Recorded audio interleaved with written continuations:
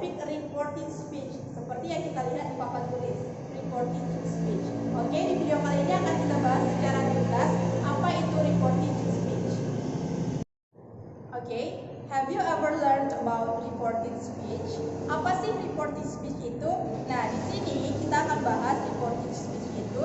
Reporting speech adalah kalimat yang kita sampaikan melalui perantara. Artinya kalau kita bahas tentang reporting speech, kita memberitakan kembali apa yang diberitakan si pembicara pertama. Nah, kalau membahas ini kita harus tahu perubahan dari direct dan indirect. Kenapa kita sebutkan direct dan indirect? Agar lebih kita pahami bagaimana perubahan kalimat langsung dan kalimat tidak langsung itu sendiri. Kalimat langsung ataupun direct itu artinya disampaikan atau diberitakan langsung oleh si pembicara pertama. Sedangkan indirect itu adalah kalimat tidak langsung, artinya kita butuh perantara untuk menyampaikan sebuah berita. Nah, dalam mengubah perubahan direct ke indirect, ada beberapa hal yang harus kita perhatikan. Yang pertama adalah the using of tenses, penggunaan tensesnya itu sendiri. If in indirect we use present tense, nah in indirectnya nanti kita akan mengubahnya menjadi past tense.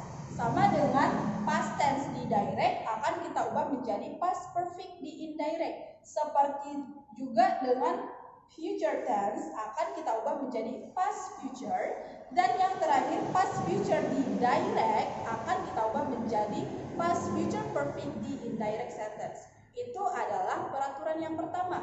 Peraturan yang kedua, kita perhatikan juga penggunaan pronoun itu sendiri.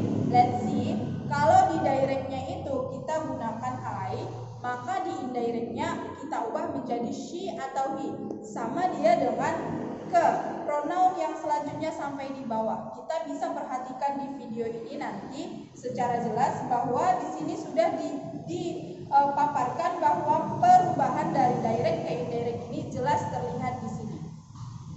Nah, peraturan yang ketiga adalah using of adverb of place and time. Apa sih itu?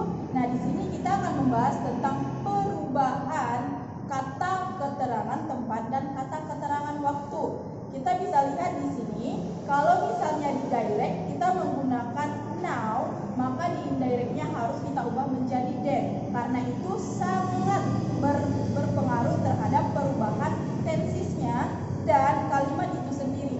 Sama dia dengan tomorrow, next week, tonight, yesterday, here, this, and this.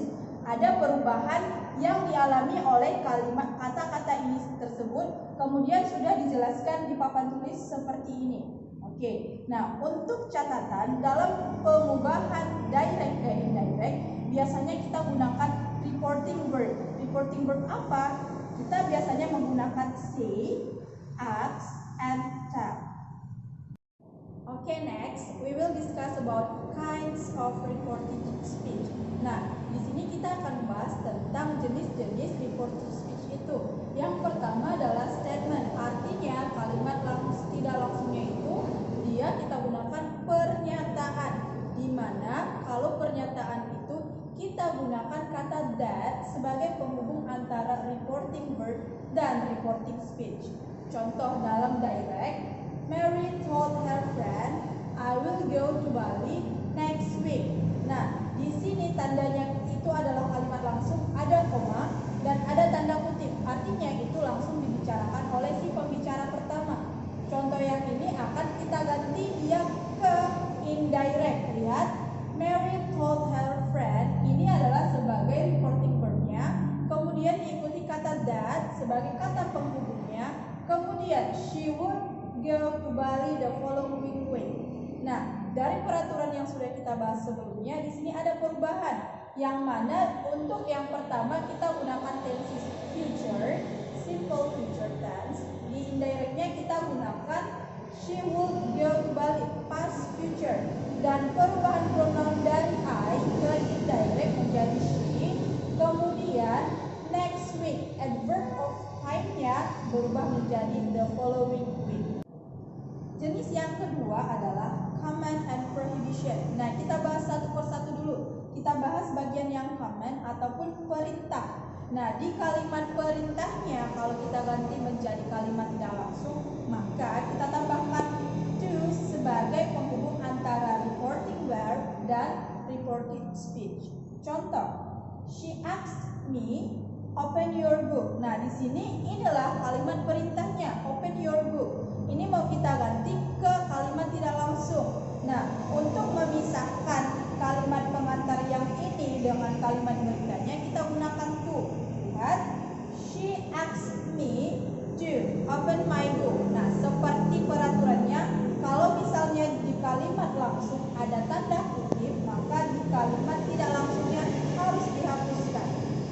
Nah, selanjutnya adalah prohibition. Artinya dia adalah kalimat yang mengandung larangan. Di sini akan kita ganti dari kalimat langsung ke kalimat tidak langsung yang mengungkapkan larangan. Contoh, nah, she said don't go alone. Nah, di sini dia berkata jangan pergi sendirian. Maka untuk menghubungkan reporting verb dan reporting sentence-nya itu kita gunakan not to. Maka di indirect berubah menjadi she said not to go alone. Nah, jenis yang ketiga adalah questions. Di questions ini kita bagi lagi menjadi dua. Kalau yang pertama, jika pertanyaannya menggunakan question word ataupun kata tanya, maka kata penghubungnya adalah kata tanya itu sendiri. Jadi kalau misalnya di kalimat itu mengandung kata tanya, untuk menggantinya ke indirect, kita gunakan kata tanya itu sendiri sebagai penghubungnya. Contoh, di dalam kalimat direct, the man asked me, where do you live? Nah, di sini kita menggunakan kata tanya where.